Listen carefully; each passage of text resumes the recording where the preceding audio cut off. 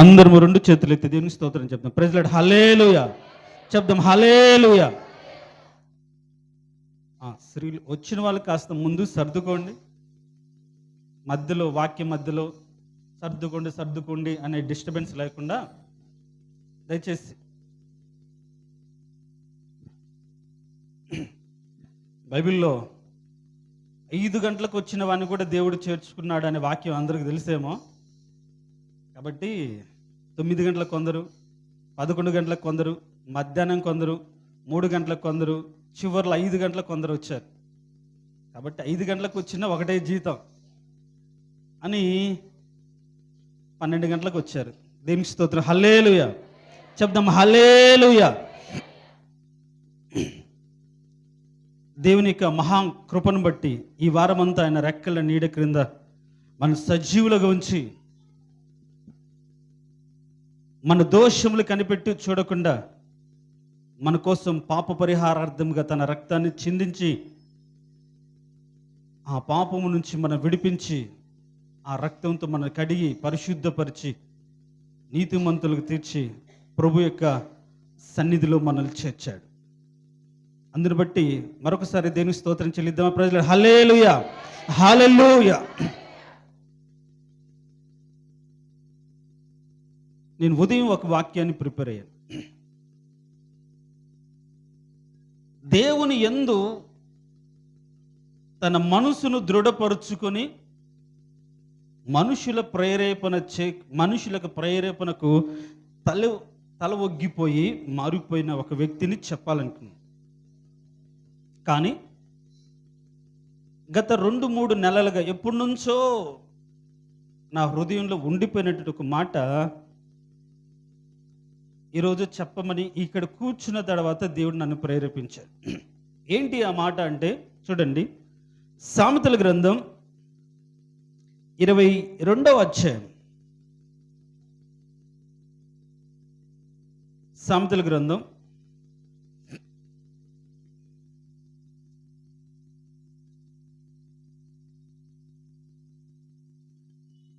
23వ అధ్యాయం. సామెతల గ్రంథం 23వ అధ్యాయం 29వ వచనం. చాలు మనం చెప్పుకునే టాపిక్ ఎవరికి శ్రమ, ఎవరికి దుఃఖము. చాలా మందిని మనం కదిలిస్తే చాలు, వారు రకరకాల శ్రమల చేత బాధపడుతున్న వారిగా, దుఃఖపడుతున్న వారిగా, కృంగిపోతున్న వారిగా, ఇబ్బంది పడుతున్న వారిగా మనకు చెప్తూ ఉంటారు. ఈ మైక్ నాకు ఇస్తారు, వాల్యూమ్ పెంచరు, నేను బాధపడాల్సి వస్తూ ఉంటుంది. బ్యాటరీ ఉందో లేదో చూసుకోరు కొన్నిసార్లు. ముందే జలుబు దగ్గు ఉంది, అందుకని కాస్త వాయిస్ పెంచమని చెప్పాను. దేవునికి స్తోత్రం. హల్లెలూయా.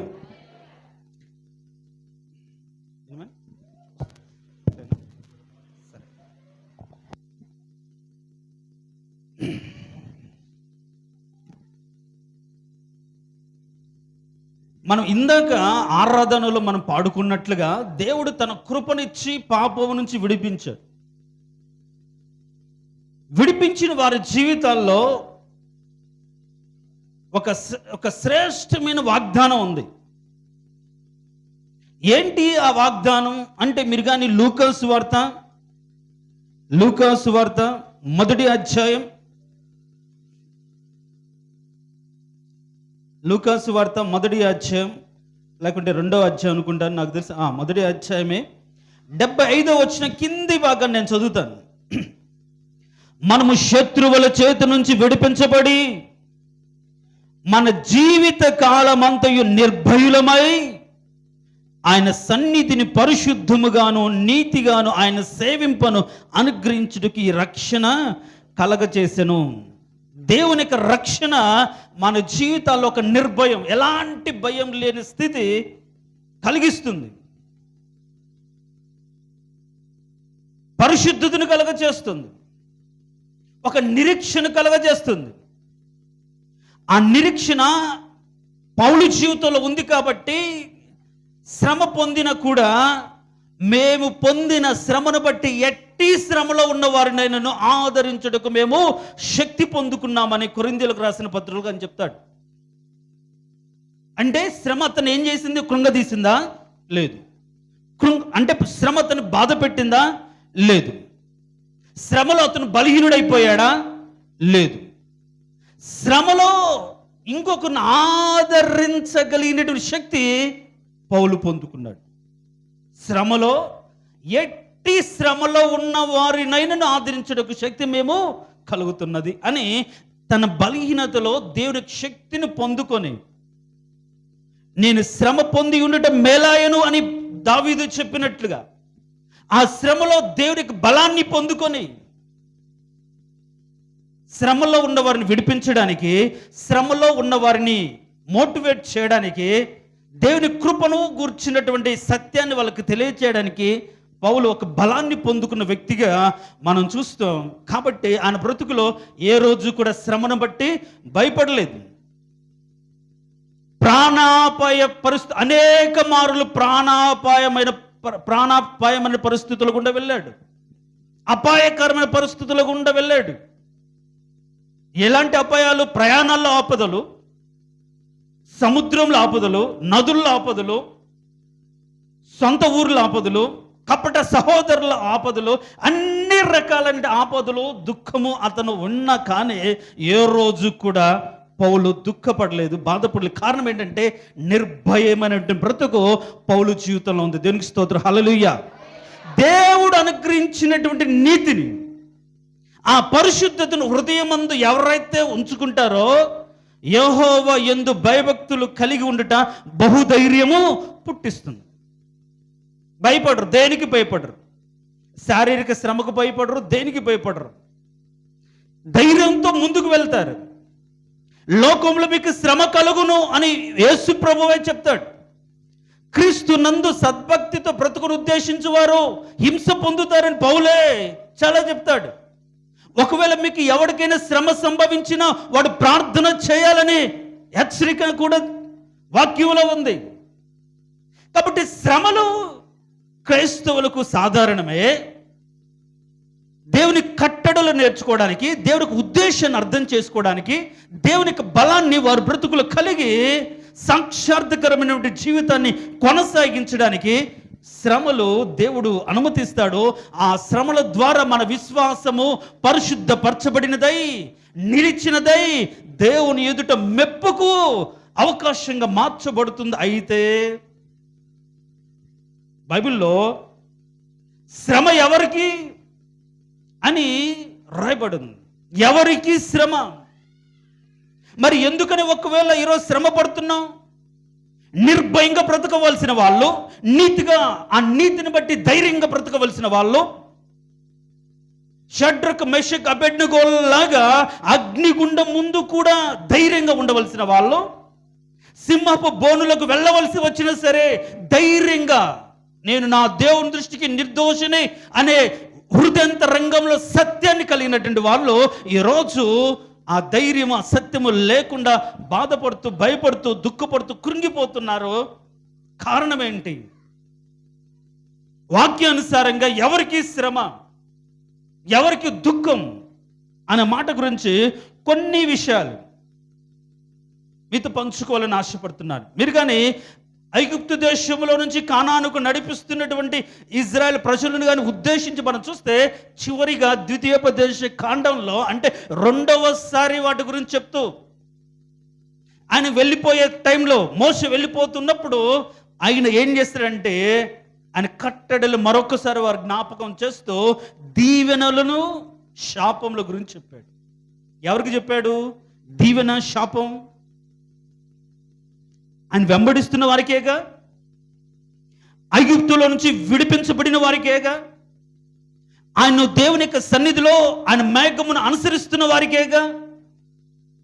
మేఘమును అనుసరిస్తున్న వారు అయినప్పటికీ కూడా ఆయన ఏం చెప్పాడంటే ఆయన కట్టడలను, ఆయన ఆయన యొక్క ఆజ్ఞలను, ధర్మశాస్త్రాన్ని బోధించి మీరు ఈ విధంగా నడిస్తే మీకు మేలు, అందుకని మేలు కలుగు మార్గమేదో, కీడు కలుగు మార్గమేదో, మన బ్రతుకులో సంతోషంగా ఎలా బ్రతకొచ్చో, దుఃఖం ఎందుకు కలుగుతుందో అని అక్కడ రకరకాలైన డిఫరెన్షియేషన్తో చెప్పి వారిని వాగ్దాన దేశంలో వెళ్ళక ముందు హెచ్చరిస్తారు. మీరు అక్కడికి వెళ్ళిన తర్వాత మనుషులు ఇలాంటి వారిగా ఉంటారు, ఇలాంటి వేషాలు కలిగి ఉంటారు, ఇలాంటి పద్ధతులు కలిగి ఉంటారు, వారితో ఎలా ఉండాలో అనే హెచ్చరికలతో పాటు ఒకవేళ మీరు మారిపోతే మీకు శ్రమ కలుగుతుంది, దుఃఖం కలుగుతుందని అనేక రకాల హెచ్చరికలు దేవుడిచ్చాడు.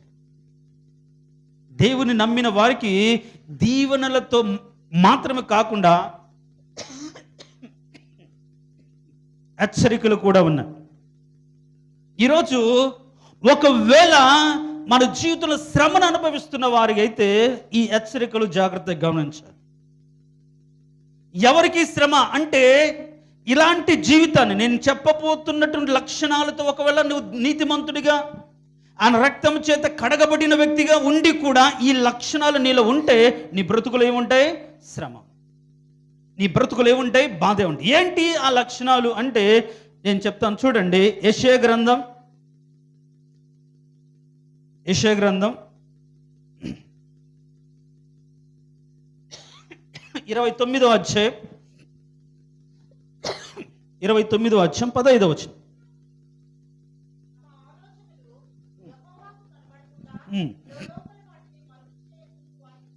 చాలు.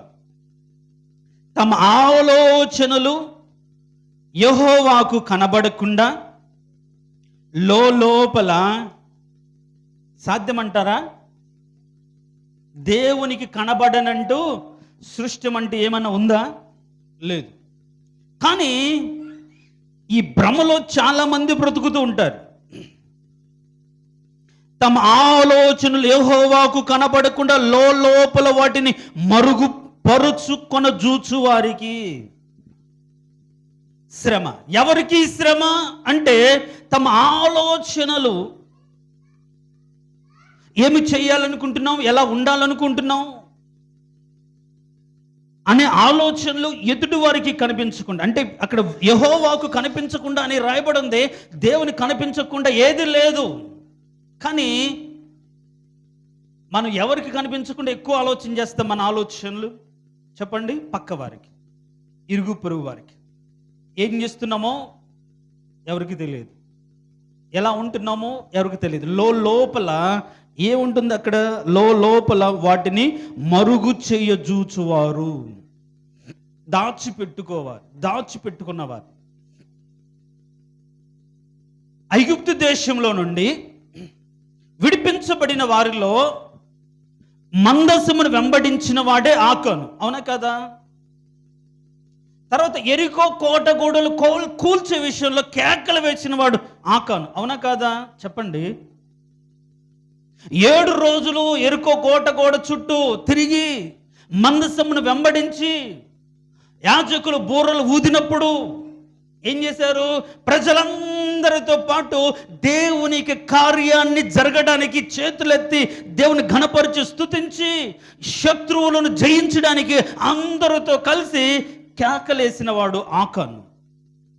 అయితే యెహోషువ చెప్తాడు, పడిపోయినటువంటి ఈ ప్రాకారాలు శాపగ్రస్తమైనవి, ఈ శాపగ్రస్తమైన వాటిలో నుంచి ఏది కూడా మీరు తీసుకోకూడదు అని చెప్తాడు. ఇప్పుడు కేకలేసినప్పుడు పడిపోయింది, కూలిపోయింది ఎరుకో. అంత మాత్రమే కాకుండా అక్కడ వాళ్ళందరూ కూడా వాళ్ళు దోచుకున్నారు, అంతా కూడా దేవుని సన్నిధిలోకి పెట్టాల్సి వచ్చింది. కానీ ఇప్పుడు మనం ఆకాను గురించి కానీ ఒక మాట కానీ చూస్తే చూడండి. యెహోషువ గ్రంథం 7వ అధ్యాయం 20వ వచనం. 7వ అధ్యాయం 20వ వచనం. ఆకాను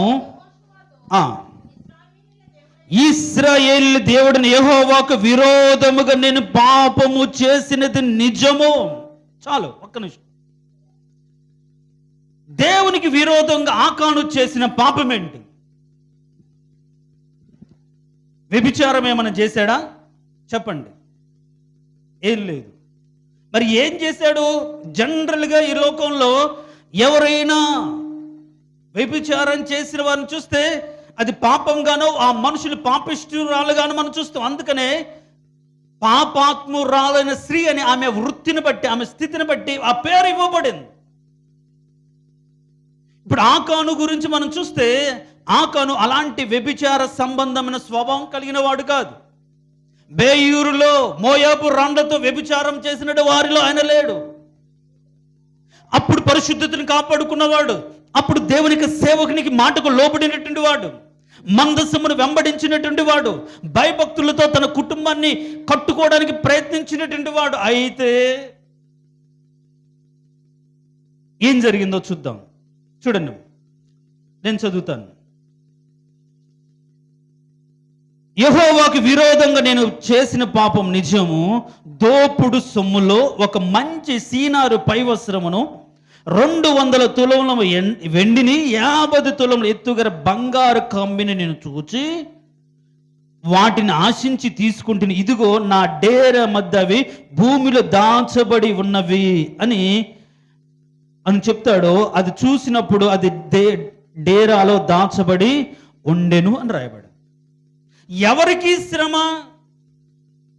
మనం చూస్తే ఆలోచనలు యెహోవాకు కనబడకుండా మనం ఏం చదువుకున్న లోపల మరుగుపరుచుకున్నారు. అంటే ఆ కమ్మి చూసినప్పుడు ఒకవేళ అందరు ముద్దు తీసుకుంటే అందరు ఏం చేస్తారు? ఆకాను తప్పు చేశాడు అని అందరికి తెలిసిపోతుంది. కాబట్టి తనకొచ్చిన ఆలోచన, ఇది దొంగిలించాలి, ఇది తీసుకోవాలి.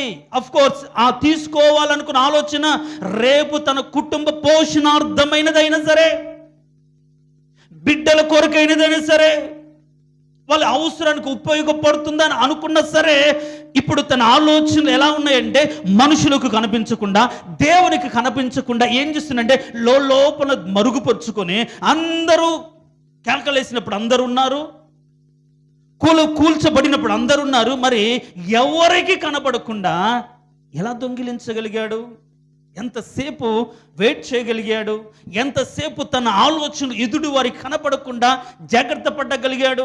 ఒకవేళ అడిగింటారేమో, అందరూ కూడా తమ డేరాలకు వెళ్ళేటప్పుడు ఆకాను లాస్ట్లో ఉంటే, ఏంటి రావా అంటే, కాస్త పని ఉందిలేండి, నేను వస్తాను అని చెప్పి ఆలోచనలు మరుగుపరుచుకొని ఏం చేశాడు?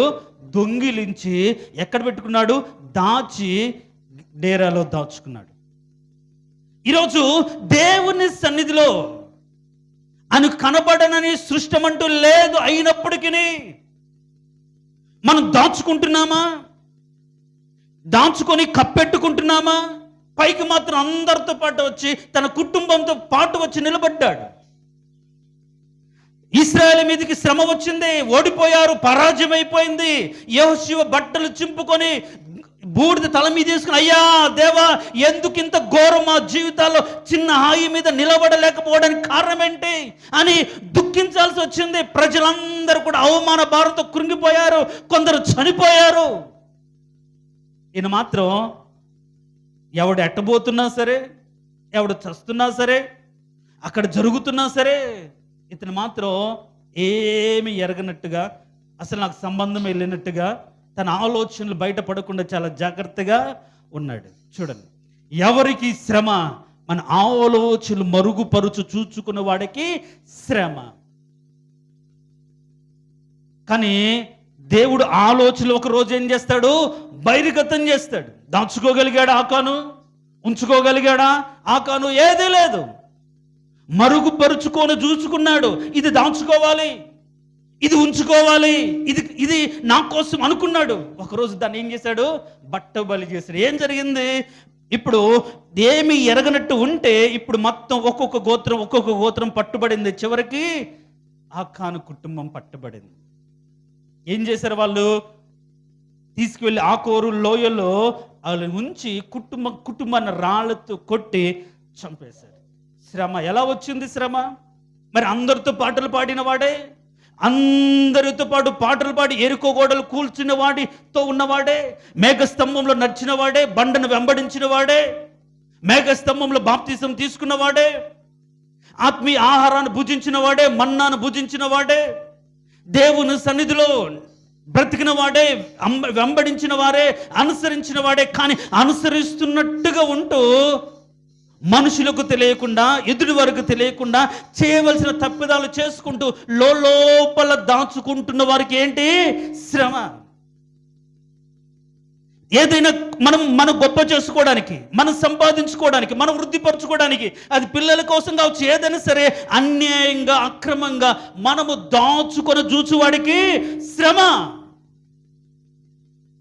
శాపగ్రస్తమైనది తీసుకున్నాడు. పర్పస్ ఏదైనా కావచ్చు, ఉద్దేశం ఏదైనా కావచ్చు, కానీ దేవునికి లోబడకుండా, దేవునికి కనబడకుండా ఎవడైనా ఉండగలుగుతాడా? కానీ దాచిపెట్టుకున్నాడు.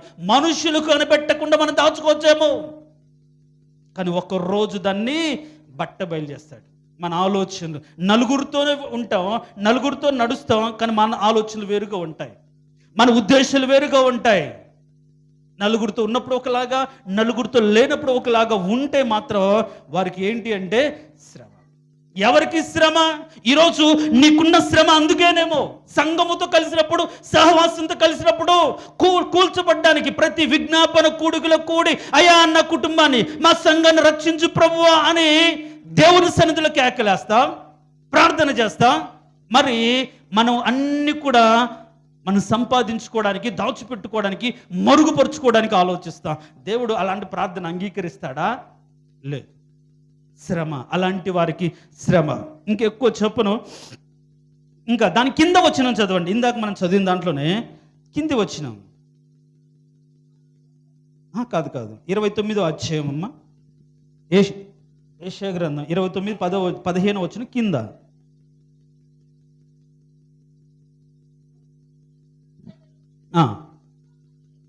కాదమ్మ, 29వ అధ్యాయం 15వ వచనం రెండో భాగాన్ని. చీకటిలో తమ క్రియలు జరిగించుకుని వారికి శ్రమ. అదే వచనంలో 2 రకాలైన శ్రమలు. ఒకటేమో తమ ఆలోచనలు మరుగుపరుచుకుని చూసి వారికి శ్రమ. రెండవది చీకటిలో తమ క్రియలను జరిగించు వారికి శ్రమ. చీకటి, ఈరోజు పాపిష్టి క్రియలన్నీ కూడా ఎప్పుడు జరుగుతున్నాయి? చీకటి పడితేనే, చీకటిలోనే జరుగుతున్నాయి. అలా చీకటి పడిన తర్వాత జరిగే పాపిష్టి క్రియలను బట్టి తల్లిదండ్రులకు తెలియకుండా పిల్లలకు తెలియకుండా తల్లిదండ్రులు ఊరు కానప్పుడు, దూరంగా ఉన్నప్పుడు, ఎవరికి తెలియదు అనుకున్నటువంటి పాపిష్టి క్రియలు చేసినటువంటి వారికి ఏంటి అంట? శ్రమ. అందుకని బైబిల్లో చాలా స్పష్టంగా ఉంది. సంధ్య వేళ చీకట్లో నడిచేవాళ్ళు జారశ్రీ కనిపెట్టుకోను. చీకటి పడే సంధ్య వేళ అంటే చీకటి పడే సమయానికి, ఆ టైంలో మనం చూస్తాం సంసోను కూడా అలాంటి ఒక స్త్రీ చేతులు పడి తమ బ్రతుకును నాశనం చేసుకున్నట్టుగా మనం చూస్తాం. స్త్రీ వ్యామోహంలో పడిపోయాడు. ఏదైనా వ్యామోహం, రాత్రిపూట జరిగించే ఏ అసహ్యమైన కార్యం కావచ్చు, ఆలోచనలు కావచ్చు. అందుకని బైబిల్లో కూడా రాత్రి మీద, రాత్రి పడకల మీద రేపు జరిగించాల్సిన పాపిష్టి ఆలోచనలు చేస్తుంటారు. అలాంటి ఆలోచనలు చేసేవారు కూడా శ్రమ. రేపు ఏమి చేయాలి అనే దానికి ఏం చేస్తారు? పడకల మీదనే పరుండి మరుసటి రోజు గురించి పాపిష్టి యోచనలు చేస్తూ ఉంటారు. అలాంటి వారికి శ్రమ. మరి ఈరోజు నీ బ్రతుకుల శ్రమ కలిగింది. నేను దేవుని యొక్క భక్తుడినే కదా, ప్రార్థన చేస్తున్నాను కదా, సంఘ సహవాసానికి వస్తున్నాను కదా, వెంబడిస్తున్నాను కదా, ప్రార్థిస్తున్నాను కదా అంటే ఏముండే నీ బ్రతుకులో? మరుగు చూసుకునే స్థితి ఉందేమో. మనుషులు కనిపించకుండా, మనుషుల ముందు పవిత్రత కలిగి, మనుషులు లేనప్పుడు నీ ఇష్టానుసారం ఆలోచించి దోచుకోవడానికి, లేకుండా దాచుకోవడానికి, లేకుండా సంపాదించుకోవడానికి ఆలోచన కలిగిన వ్యక్తిగా ఉంటున్నావేమో. చీకటిని ఆ విధంగా అవకాశంగా వాడుకుంటున్నావేమో, మార్చుకుంటున్నావేమో. నీ ఇష్ట కార్యాలు జరిగించుకోవడానికి రాత్రుల్లో అలాంటి యోచనలు చేస్తున్నావేమో. చీకటిలో తమ క్రియలు జరిగించుకునే వారికి శ్రమ. ఎలాంటి వారైనా అది ఒకవేళ చీకటిలో అంటే మనం చూస్తాం చాలా ఊర్లలో కావచ్చు, అది వ్యభిచారమే ఎక్కువ జరుగుతుంది. అందుకని వేశ్య సాంగులు ఏమవుతారు? నశించిపోతారు. వాళ్ళ బ్రతుకులో ఒక రొట్టె ముక్క కూడా, రొట్టె తునుకు కూడా బ్రతకదు. అందుకని బైబిల్లో ఇంకొకటి ఉంటుంది, మగనాలు మిక్కిలి విలువ గల ప్రాణాన్ని వేటాడును అంటుంది. మగనాలు అంటే ఏంటి చెప్పండి? పాస్టర్ గారు చెప్పాడు, నాకు కూడా అర్థం కానప్పుడు అడిగాను, ఏం పెద్దనాన్న మగనాలు అంటే? నీకు సందులు సమాసాలు తెలుసా అన్నాడు. చెప్పు, విడది అన్నాడు. ఎలా విడదీస్తాం అంటే మగని ప్లస్ ఆలు, ఒకని యొక్క మగని అంటే ఒకని యొక్క భార్య, ఒకని యొక్క భార్య ఇంకొకరిని అంటే భర్తతో నచ్చినప్పుడు, కుటుంబంలో ఇబ్బందిగా ఉన్నప్పుడు మిక్కిలి విలువ కలిగిన వ్యక్తులను చూసి వాళ్ళ ప్రాణాన్ని వేటాడి వారిని బుట్టలు వేసుకొని వాళ్ళ కష్టార్జితాన్ని దోచుకొని వారు ఏం చేస్తారంటే పిప్పి చేసి వారు నాశనం చేస్తారు. ఇవన్నీ క్రియలు ఎలా జరుగుతాయి? చీకటిలోనే జరుగుతాయి. గమనించండి, చీకటిలో తమ క్రియలు జరుపుకునే వారికి శ్రమ. మొదటిది పాపిష్టి క్రియలు, దోచుకోవడం కానీ దేవుని కనపడకుండా మరుగుపరుచుకొని చూసుకోవారికి శ్రమ. రెండవది చీకటిలో తమ క్రియలు జరుపుకునే వారికి శ్రమ. తర్వాత చూడండి, యెషయా గ్రంథంలోని ఇంకొక మాట, 31వ అధ్యాయం మొదటి వచనం.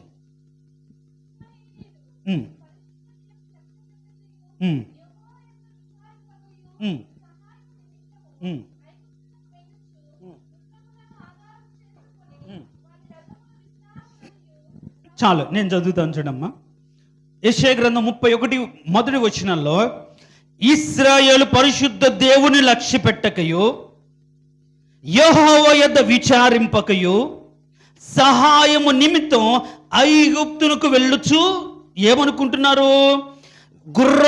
అక్కడున్న గుర్రములను ఆధారము చేసుకొని వారి రథములు విస్తారములనియు రౌతులు బలాఢ్యులనియు అని చెప్పుకున్న వారికి, లేకుంటే అలా అనుకొని వారిని ఆశ్రయించు వారికి ఏమవుతుందంటే శ్రమ. ఒకవేళ ఈ రోజుల్లో తమ ఆలోచన మరుగుపరుచుకోలేకపోవచ్చు, లేకుంటే ఒకవేళ చీకటిలో క్రియలు జరిగించకపోవచ్చు. అయితే ఇది మాత్రం 100% చాలా మంది జీవితాల్లో తమకు శ్రమ కలిగినప్పుడు, బాధ కలిగినప్పుడు లోకం మీద ఆధారపడతారు. ఎవరి మీద? లోకం. దేవుణ్ణి నమ్ముకొని దేవుడి మీద ఆధారపడవలసిన వారు లోకస్తుల మాట మీద కావచ్చు, లోకస్తుల యొక్క బలాల మీద కావచ్చు, వాళ్ళ యొక్క బలాఢ్యమైన పనుల గురించి కావచ్చు, శక్తి సామర్థ్యాలను బట్టి కావచ్చు, అధికారులను బట్టి కావచ్చు, అలాంటి వారి మీద ఆధారపడితే వారికి శ్రమ అని రాయబడింది. మీరు కానీ దినవృత్తాంతంలో 2వ గ్రంథము 17వ అధ్యాయం, దినవృత్తాంతంలో 2వ గ్రంథం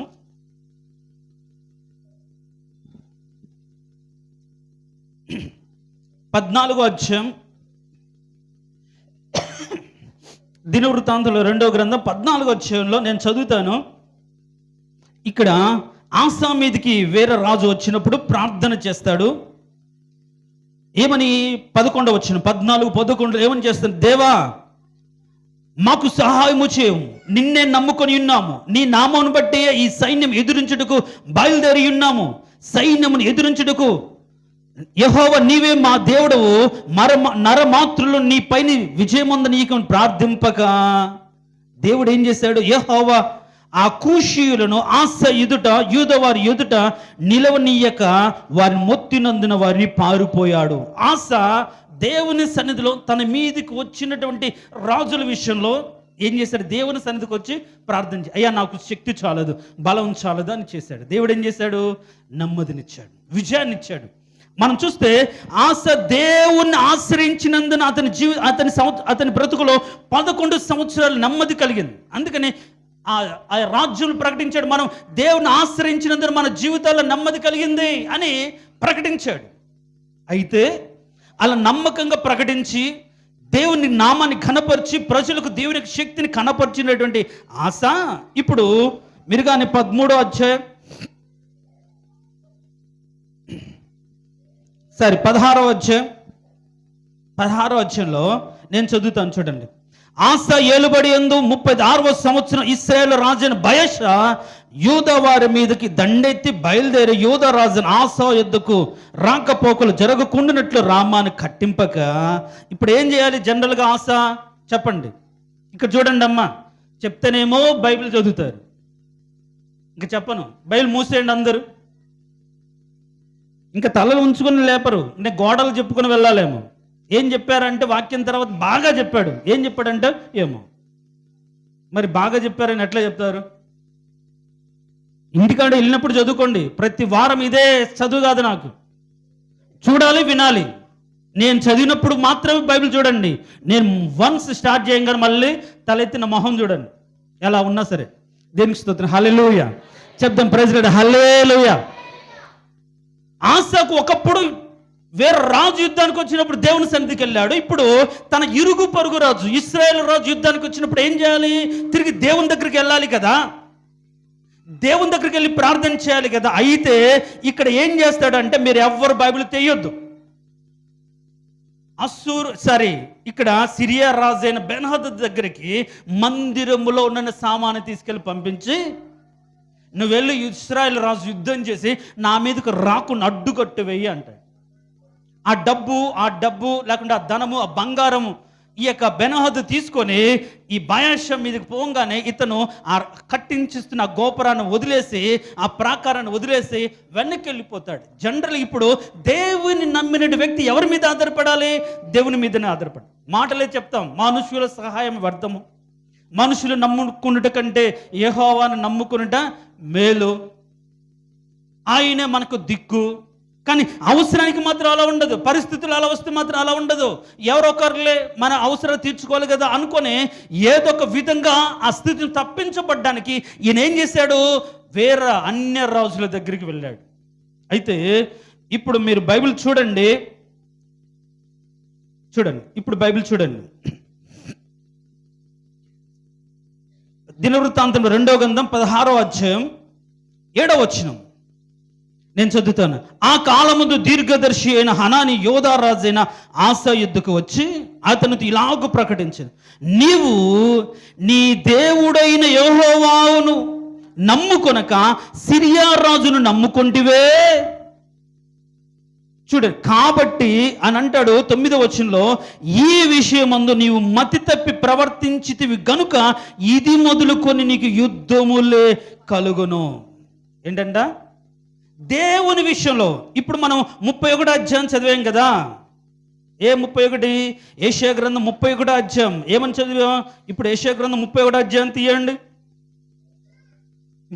ఇప్పుడు చదివితే 31వ అధ్యాయంలో చాలా క్లారిటీగా ఏముంటుందంటే, పరిశుద్ధ దేవుని లక్ష్య పెట్టకయు, యెహోవా యొద్ద విచారింపకయు, సహాయము నిమిత్తము ఐగుప్తునకు వెళ్ళుచు వారి రథములు విస్తారము, వారి రౌతులు బలాఢ్యులని వారి నమ్ముకొని దేవుణ్ణి లక్ష్య పెట్టిన వారికి ఏం కలుగుతుంది?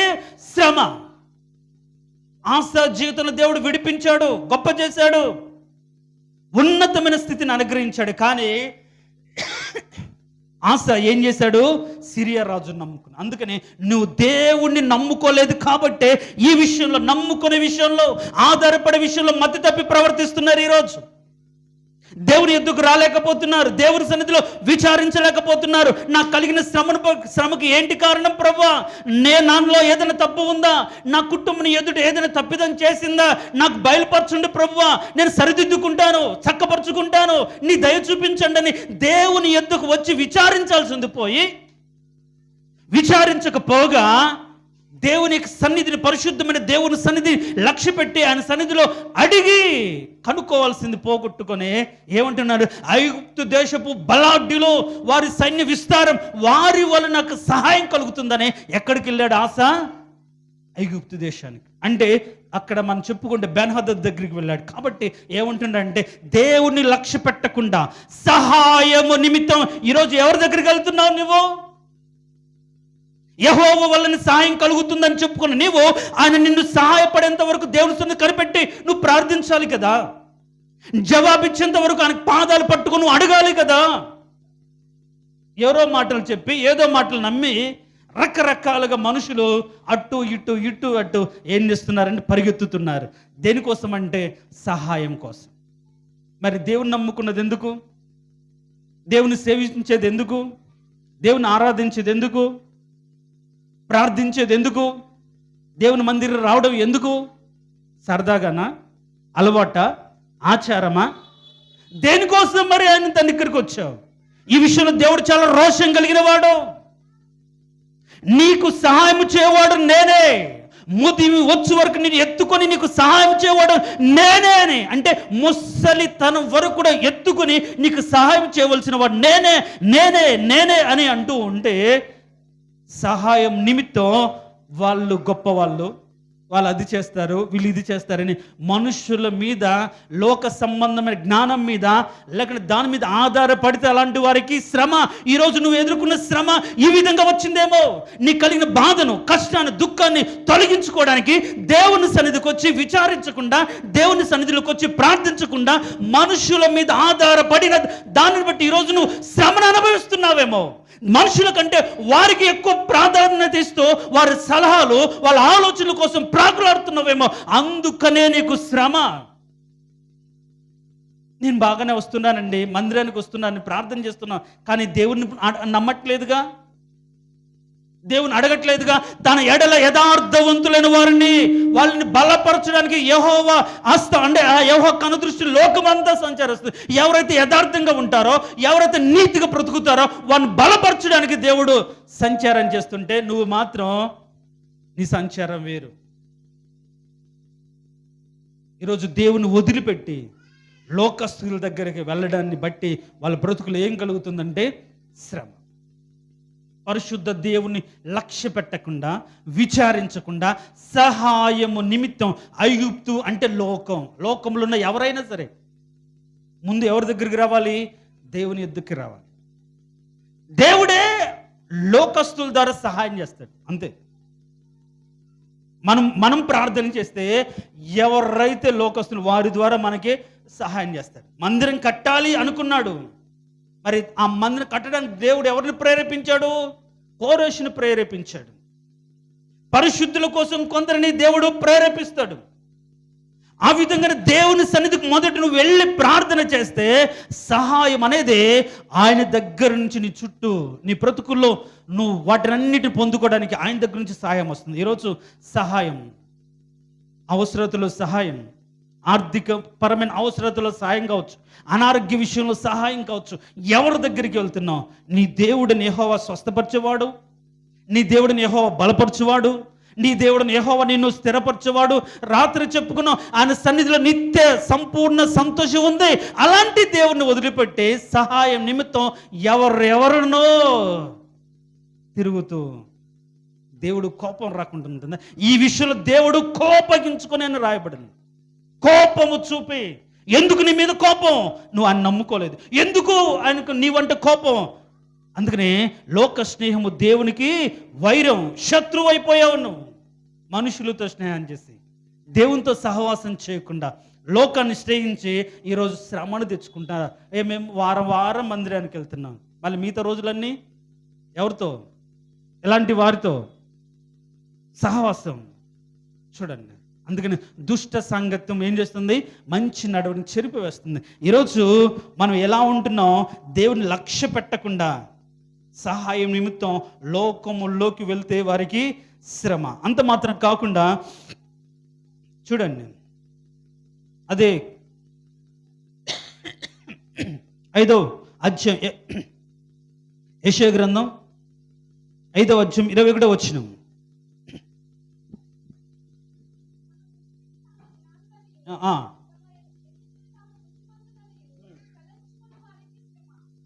చాలు.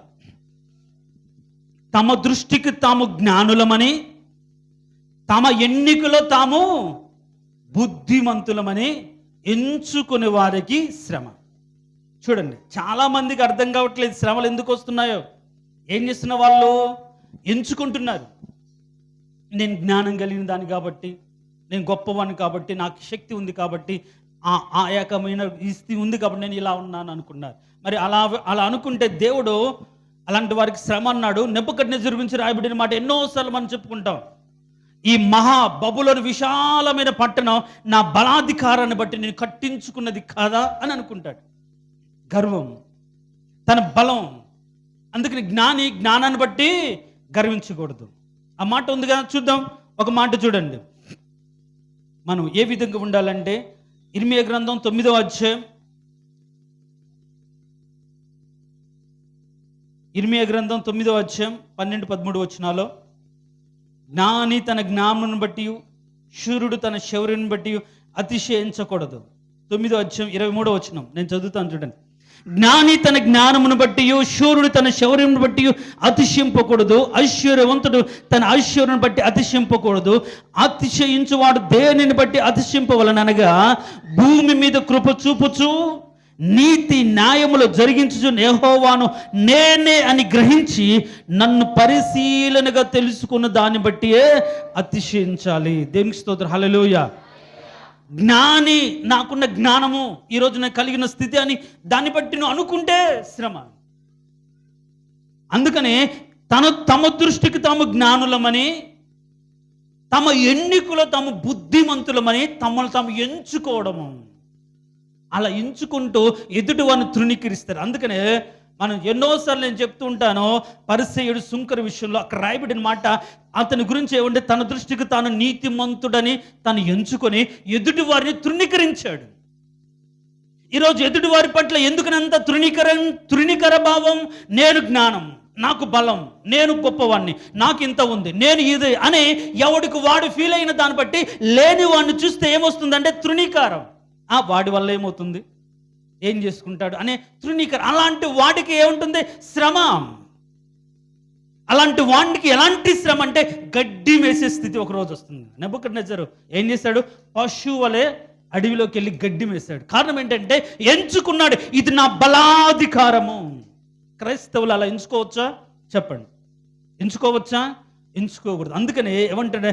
ఎంచుకున్న తగిన దానికంటే ఎక్కువగా ఎంచుకొనక స్వస్థ బుద్ధి గలవారై మీ యొక్క విశ్వాస పరిమాణం చొప్పున దేవుడు మిమ్మల్ని ఏ స్థితిలో ఉంచాడో ఆ స్థితిలో సంతృప్తి కలిగి ఉండడం నేర్చుకోవాలి. అది భక్తి. ఈరోజు ఎందుకు శ్రమ? నిన్ను ఒకవేళ నీకు ఇచ్చిన స్థితి దేవుని కలిగిందని హృదయపూర్వకం గ్రహించు, దాన్ని బట్టి దేవుని స్తుతించు, అంతేగాని గర్వించకూడదు. నెబుకద్నెజరు గర్వించాడు. నెబుకద్నెజరు దేవుడు ఎన్నికలు ఉన్నవాడైనప్పటికీ నా సేవకుడే నెబుకద్నెజరు అని అంటాడు. కారణం ఏంటంటే దేవునికి చిత్తాన్ని నెబుకద్నెజరు జరించుకున్నాడు. తన ప్రజలకు బుద్ధి రావడానికి నెబుకద్నెజరు ఒక అన్నిని వాడుకొని నా సేవకుడు అన్నాడు. అలాంటి వాడు ముందుగానే చెప్తాడు, రాజా దేవుడిని ఇలా చేశాడు, నువ్వు చాలా జాగ్రత్త అంటే, అయ్యా అని సంవత్సరం దాటిపోయిందో లేదో వెంటనే ఏమొచ్చింది? గర్వం వచ్చి అంటాడు, నా బలాధికారాన్ని బట్టి. జ్ఞాని తన జ్ఞానంను బట్టి, శూరుడు తన శౌర్యాన్ని బట్టి, బలవంతుడు తన బలాన్ని బట్టి అతిశయించకూడదు. అలా అతిశయిస్తే వారికి శ్రమ. ఈరోజు నీ ఆలోచనలో అతిశయం ఉందేమో, నీకు దృక్పథంలో నీ యొక్క తలంపులో ఆ యొక్క అతిశయం ఉందేమో. ఇప్పుడు తనలో తాను అనుకున్నాడా? అందరితో చెప్పాడా నెబుకద్నెజరు? చెప్పండి అమ్మా. తనలో తాను అనుకున్నాను అంటే తనలో తను అనుకున్న మాట అతని బ్రతుకులు ఏం కలుగజేస్తుంది? శ్రమను కలుగజేస్తుంది. ఈరోజు ఎన్నో రకాలుగా మనుషుల్లో అనుకొని నేనేం తప్పు చేశాను, నేను ఏం దొంగతనం చేశాను, ఎవరికి అన్యాయం చేశాను అంటే నిన్ను నీవు ఇచ్చిన దానికంటే ఎక్కువ ఎంచుకుంటున్నావు. అది చాలు నీ బ్రతుకులోకి దేవుని ఉగ్రత రావడానికి. ఎక్కువగా ఎంచుకుంటున్నావు, ఎక్కువ ఎంచుకొని ఎదుటి వారిని తక్కువగా చూస్తున్నావు. అది చాలు నీ బ్రతుకులోకి శాపం రావడానికి. ఈరోజు పరిశుద్ధులమేనండి, ప్రార్థన చేస్తున్నాం, దేవుని మందిరం కానికి వస్తున్నాం, కానీ శ్రమలో ఎందుకు శ్రమ అంటే నీ జ్ఞానాన్ని బట్టి, నీ బుద్ధిని బట్టి, నీకున్న డబ్బును బట్టి, అధికారాన్ని బట్టి, ఆస్తిని బట్టి, అంతస్తుని బట్టి, ఇంకా అమ్మాయిలైతే అందాన్ని బట్టి ఎదుటి వారిని తృణీకరిస్తే, నీవు జ్ఞానివని జ్ఞానములు నిన్ను ఎంచుకుంటే, నీ ఎన్నికలో నేను గొప్పదాన్ని నువ్వు అనుకుంటే చాలు నీ బ్రతుకులు ఏమొస్తుంది? శ్రమ. మనకు తెలిసింది ఒకటే, ఒక రకమైన శ్రమ. తప్పు చేస్తే శ్రమ. మహోన్నతుని యొక్క తీర్మానం తృణీకరించినందున వారిని ఇనుప కట్ల చేతను వాళ్ళ హృదయం ఏం చేస్తున్న ఆయాసము చేత గాఢ అంధకారంలో కృంగదీశాడు. మరి ఏంటి అని ఆజ్ఞ తృణీకరించే విషయంలో అంటే నిన్ను నువ్వు హెచ్చించుకోకూడదు. అది మహాపాపం. దేవునితో కూడా సమానంగా హెచ్చించుకున్న దాన్ని బట్టే కదా, ఎంచుకున్న దాన్ని బట్టే కదా సాతాను దించబడింది. ఈరోజు నువ్వు ఎలా ఎంచుకుంటున్నావు? ఎదుటి వారిని విషయంలో ఒకరికంటే ఒకరు గొప్ప వారికి ఎంచుకోవాలని వాక్యం చెప్తుంటే నువ్వు గొప్ప వారికి ఎంచుకుంటున్నావా, తక్కువ వారికి ఎంచుకుంటున్నావా? ఏముంది అనుకుంటున్నావా? ఎందుకు నీ బ్రతుకులకు శ్రమలో అంటే నీ తోటి వారిని ఏం చేస్తున్నావంటే నీతో సమానంగానో నీకంటే యోగ్యుడుగాను ఎంచుకోవాలని బైబిల్ చెప్తుంటే వాళ్ళ యొక్క స్థితిని బట్టి, బీదరికాన్ని బట్టి, దరిద్రతను బట్టి, లేమిని బట్టి, అవసరతను బట్టి నువ్వు ఎలా ఎంచుకుంటున్నావు అంటే ఏమీ లేదులే, అవసరం లేదు. చూడండి, అలా తమను తాము ఎంచుకున్న వారికి ఏంటి శ్రమ.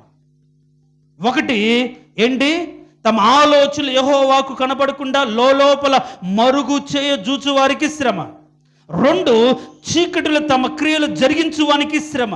3, పరిశుద్ధ దేవుని లక్ష్య పెట్టకుండా సహాయం కోసం లోకం మీద ఆధారపడే వారికి శ్రమ.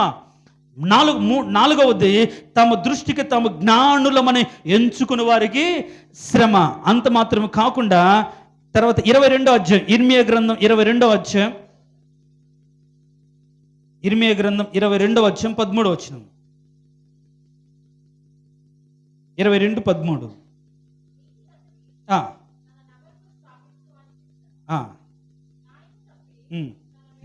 నేను చదువుతో చూడమ్మా, అక్కడ చాలా విషయాలు ఉన్నాయి, ఇవన్నీ నేను ఎక్స్ప్లెయిన్ చేయను. కానీ ఈరోజు సంపాదించే విషయంలో, ఏదైనా సరే సంపాదించే విషయంలో ఈ మాటలు నేను చదివే మాటలు చాలా జాగ్రత్తగా ఉన్నాయి.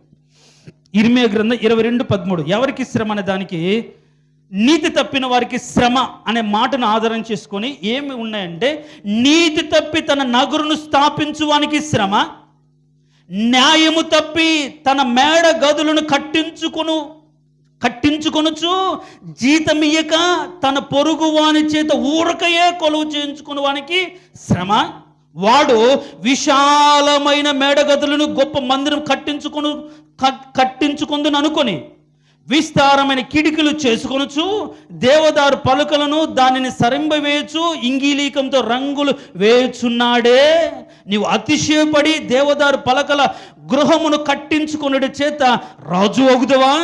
నీ తండ్రి అన్నపానములు కలిగి నీతి న్యాయం అనుసరించుచు క్షేమంగా ఉండలేదా అని ఇక్కడ రాయబడుతుంది. అయితే 17 వచ్చింది, అయితే నీ దృష్టియు నీ కోరికయు అన్యాయముగా లాభము సంపాదించుకుంటూ ఎందే నిరపరాధుల రక్తం ఒలికించుడు ఎందే నిలుచుచున్నది. సంపాదించుకునే విషయంలో నీతి తప్పి సంపాదన ఏదైనా సరే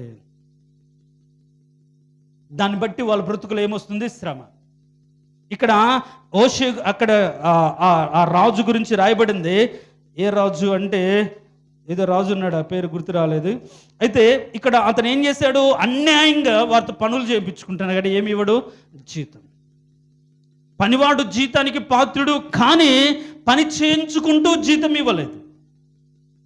మరి జీతం ఇవ్వకపోగా వారి చేత ఏం చేస్తాడు? మంచి మంచి మిద్దెలు కట్టించుకొని అన్యాయంగా సంపాదించుకుంటున్నాడు. అన్యాయంగా ఏంటి? మంచి మంచి దేవదారు మరొక కిటికీలను సరంబై వేసి, అంటే కాంక్రీట్ వేసి రంగులు వేయించుకొని గొప్ప గొప్ప నగరాలు కట్టించుకుంటున్నాడు. నీ తండ్రి అలా లేడు, కానీ నీ కోరిక అంత అన్యాయము. అన్యాయంగా లాభము సంపాదించుకున్నట్టే ఉంది. ఒకవేళ ఎదుటివాడిని బాధ పెట్టి, ఎదుటివాడిని ఇబ్బంది పెట్టి, ఎదుటివాడు బాధపడుతుంటే మనం సంపాదించుకున్నది ఏదైనా దాన్ని బట్టి మన బ్రతుకులోకి ఏమొస్తుందంటే శ్రమ. ఏదైనా సరే ఎదుటి వారిని బాధ పెట్టి మన బ్రతుకులో 1 రూపాయి మనం సంపాదించుకున్నా అది దేనికి కారణమవుతుందంటే శ్రమకు కారణమవుతుంది. నీతి తప్పిన వారికి శ్రమ.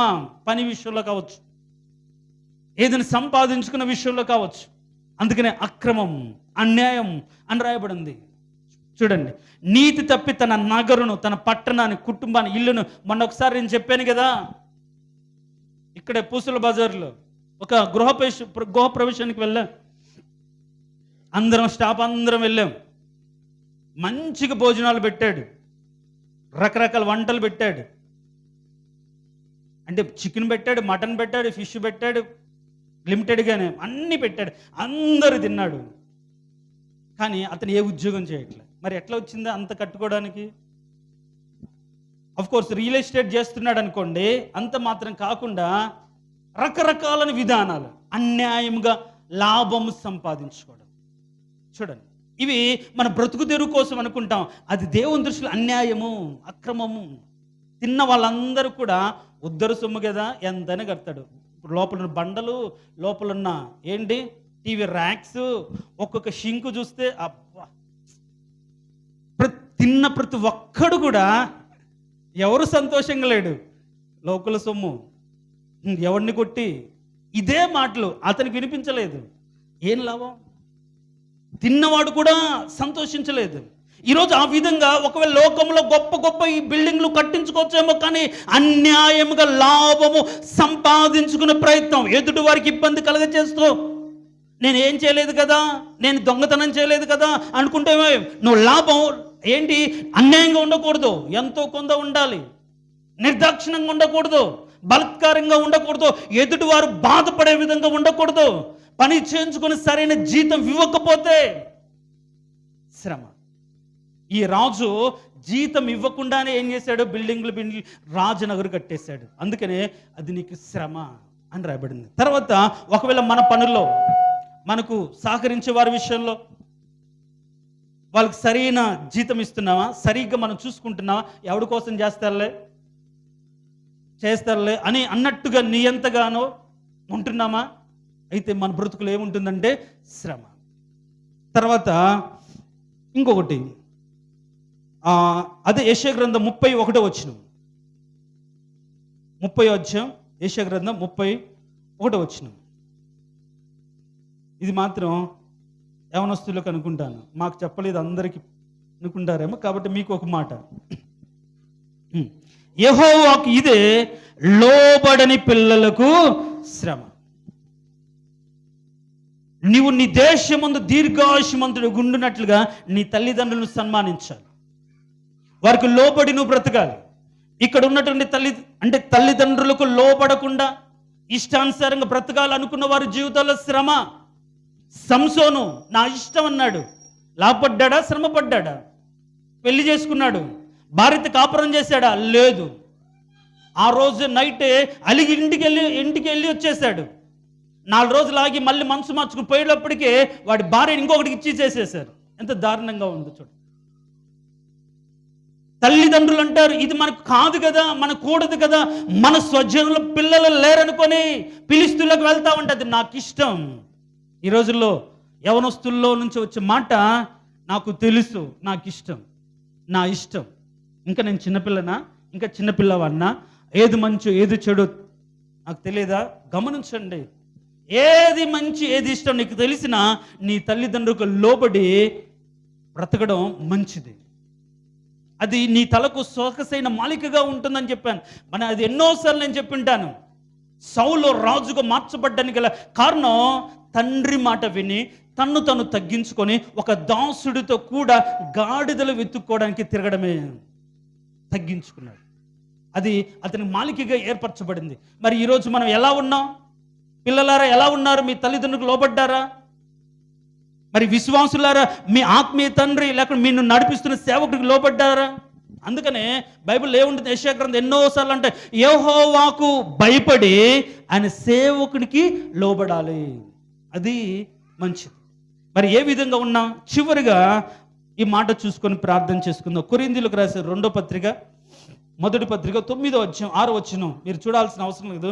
సువార్త ప్రకటించకపోతే నాకు శ్రమ అని ఇక్కడ రాయబడింది. సువార్త, దేవుని గురించిన వార్త మనం ప్రకటించాలి, తెలియచేయాలి, తెలిసిన వారికి చెప్పాలి, అనేకులకు వాటి గురించి తెలియచేయాలి. యేసే నిజమైన దేవుడు, యేసే నిజమైన రక్షకుడు, మన పాపం నుంచి విడిపించిన వాడని సాక్షాత్కరమైన జీవితాన్ని కలిగి మనం బ్రతకాలి.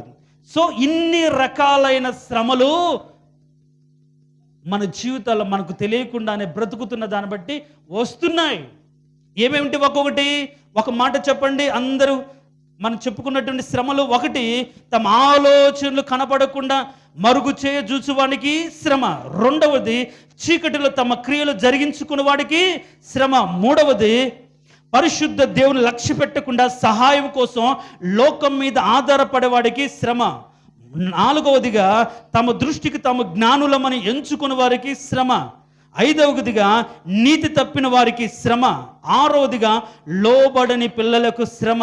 7వదిగా సువార్త, దేవుని గూర్చినటువంటి మాటలు ఎదుటి వారికి చెప్పకపోతే శ్రమ, తెలిసి కూడా చెప్పకపోతే శ్రమ. మరి ఈ విధంగా శ్రమలు విశ్వాస జీవితంలోకి వస్తున్నాయి. నేను ఏ తప్పు చేశాను, ఎవరికి అన్యాయం చేసిన కాదు, వీటి యొక్క ఇలాంటి లక్షణాలు మనలో ఉన్నావేమో ఒకసారి పరిశీలించుకుంటా ఎంత మంచిది. శ్రమ కలగడానికి గల కారణం ఆయన నిన్ను మార్గములో నడిపిస్తుంటే ఆయన మార్గమును విసర్జించుట నీకు శ్రమకు కారణం. ఇర్మియా గ్రంథం 3వ అధ్యాయం. ఆయన నిన్ను మార్గములో నడిపించుచుండగా నువ్వు ఆయన మార్గాన్ని వదిలిపెట్టి ఏం చేస్తున్నావు? నీతి తప్పి సంపాదించుకుంటున్నావు, లోపడకుండా బ్రతుకుతున్నావు, ఆలోచనలు మరుగుపరుచుకుంటున్నావు, లేకపోతే గొప్పగా నిన్ను గొప్పగా ఎంచుకుంటున్నావు. ఇవన్నీ కూడా నీ బ్రతుకుల శ్రమలకు కారణం. కాబట్టి ఒకవేళ ఇలాంటి లక్షణాలు ఉంటే, అవును ప్రభా, వీటిని బట్టి నా జీవితంలో శ్రమ వస్తుంది, దయతో నన్ను క్షమించండి అని ఒప్పుకొని, మన ఆరాధన వాక్యంలో చెప్పుకున్నట్టుగా సొలొమోను ఒప్పుకుంటే, అయ్యా నేను అగాధ స్థలంలో ఉన్నాను, కారణం ఏంటంటే నీ ఆజ్ఞలు లక్ష్య పెట్టలేదు, నేను మర్చిపోయాను, నేను దాచుకున్నాను, కాబట్టి ఈరోజు నేను అగాధ స్థలం ఉన్నాను అని ఎవరైతే ఒప్పుకొని విడిచిపెట్టి ప్రార్థన చేస్తారో దేవుని కనికరాన్ని పొందుకొని వారి జీవితంలో దేవునికి నెమ్మదిని పొందుకుంటారు. దయచేసి తలలు వంచండి. తలలు వంచిన మనం ఎవరికి శ్రమ? ఆలోచనలు మరుగుపరుచు చూచు వారికి శ్రమ. నీ ఆలోచనలు ప్రియ సహోదరి సహోదరుడు మరుగుపరుచుకొని నీకుగా ఏదైనా దాచుకోవాలని, ఏదైనా సంపాదించుకోవాలని అనుకుంటున్నావా? శ్రమ. నీతి తప్పి సంపాదించుకుంటే శ్రమ. పరిశుద్ధ దేవుని లక్ష్య పెట్టకుండా అవసరం కోసం, అది ఎలాంటి అవసరమైన, ఆర్థికపరమైన అవసరం కావచ్చు, అనారోగ్య సంబంధమైన అవసరం కావచ్చు, దేవుని మీద ఆధారపడకుండా లోకం మీద ఆధారపడితే నీకు శ్రమ. అందుకని ఈరోజు మన కుటుంబాలను శ్రమలు వదిలిపెట్టట్లేదేమో. దేవుని లక్ష్య పెట్టకుండా మనుషుల సహాయం కోసం ఎదురు చూస్తూ, వాళ్ళు చేయలేదు వీళ్ళు చేయలేదు దుఃఖపడుతూ, దేవుడు కూడా చేయలేదు. లోక స్నేహం, దేవునితో వైరం. నువ్వు దేవునితో వైరం పెట్టుకుంటే నువ్వేం బాగుపడతావు? ఎవరికి శ్రమ, ఎవరికి దుఃఖం? ఈరోజు నీ బ్రతుకులో దుఃఖానికి గల కారణం, శ్రమకు గల కారణం మనం చెప్పుకున్న 7 రకాలైనటువంటి కారణాలేమో. ఒకవేళ అలాంటివైనా ఉంటే లోబడకుండా వాక్యానికి, సంఘానికి, సహవాసానికి, దైవ సేవకునికి, కుటుంబంలో తల్లిదండ్రులకు లోబడకుండా ఈరోజు నా ఇష్టం నాకు తెలుసు అని బ్రతుకుతున్నావా? సంసోనులాగా నీ బ్రతుకు అస్తవ్యస్తమైపోతుంది, గుడ్డివాడైపోతావు. కాబట్టి అలా ఉండకుండా తండ్రి వాక్యానుసారమైన సత్యములో నీ బ్రతుకుడుకు ఆత్మ సంబంధం వివేచన కలిగి ఈ లోకంలో నా ఆత్మీయతను సంపాదించుకొని కాపాడుకుంటూ బ్రతుకుడుకు కావాల్సిన నీ కృపను అనుగ్రహించండి. శ్రమను ఈ లోకంలో ఎందుకు కలిగి ఉన్నా, ఇలాంటి కారణాలను బట్టి అయితే అది మంచిది కాదు. నీ కట్టడలు నేర్చుకోవడానికి అయితే మంచిదేమో. కాబట్టి నాయన నీ కృప చూపించడని ప్రార్థన చేసుకుందాం. మహోన్నతుడ, సర్వాధికారి, జీవం కలిగిన దేవా నీకు స్తుతి. ఎవరికి శ్రమ అనే మాటను ఈరోజు విశ్వాసులైనప్పటికీ, రక్తంతో కడగబడినప్పటికీ, నీతిమంతులకు తీర్చబడి నిర్భయంగా బ్రతకాల్సిన వారి జీవితాల శ్రమలు ఎందుకో 7 రకాలైన కారణాలు మీరు తెలియజేశారు. ఈ కారణాల బట్టి వాళ్ళ బ్రతుకులో శ్రమలు అనుభవిస్తుంటే తండ్రి అవి మంచివి కావని ఎరిగి ఒప్పుకొని విడిచిపెట్టి నీ దయ వలన మాత్రమే ఈ లోకంలో గొప్ప అవ్వటం, మీరే ఒకరిని హెచ్చించువారు, మీ వలన మాత్రమే మేము హెచ్చించబడినట్లుగా నీ బలిష్టమైన రెక్కల నీడ క్రింద దీన మనసులకి ఉండే శ్రేష్టమైన బ్రతుకును ప్రతి ఒక్కరికి దయచేయమని, ఎంచుకున్న తగిన దానికంటే ఎక్కువగా ఎంచుకోకుండా, బుద్ధిమంతులను ఎంచుకోకుండా, జ్ఞానవంతులను ఎంచుకోకుండా, ఆస్తిపరులను ఎంచుకోకుండా, అందముందని ఎంచుకోకుండా, జ్ఞానం ఇలాంటి అన్ని ఎంచుకోకుండా తండ్రి ఏదైనా ఇది నీ వలన కలిగిందని గ్రహించి నిన్ను మహిమపరిచే వారిగా ఉంచమని, వచ్చిన ప్రతి ఒక్క బిడ్డ జీవితాలు ఈ వారం ఈ 7 కారణాలను, శ్రమలు కలగడానికి గల కారణాలు దృష్టించుకొని వీటిని బట్టి శ్రమలైతే వదిలిపెట్టి నీ కనికరాన్ని పొందుకోవడానికి సహాయం చేయమని, బలపరచమని యేసు నామమున అడిగి వేడుకొంచున్నాము తండ్రి, ఆమెన్. ఆ విధంగానే తలలు వంచండి.